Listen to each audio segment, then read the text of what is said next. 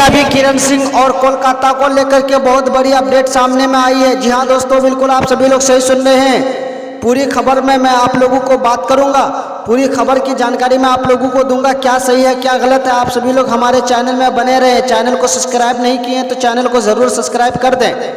मैं आप लोगों को बता दूं कि लगातार सोशल मीडिया से एक खबर और भी आ रही है, जो कि किरण सिंह जो है अपनी फिल्म की शूटिंग के लिए, यानी जो किरण सिंह अभी बॉबी राज चौहान और प्रकाश चौबे के साथ में लगातार जो सोशल मीडिया में आप देख रहे थे किरण सिंह को, तो वो सपना जो है किरण सिंह अपनी कामयाबी की पूरा करने के लिए जा रही है। और किरण सिंह जो है तो कोलकाता में भी जाकर के अपने गाने की शूटिंग लेगी और कोलकाता में भी जो है अपना जलवा बिखेरते हुए नजर आएगी।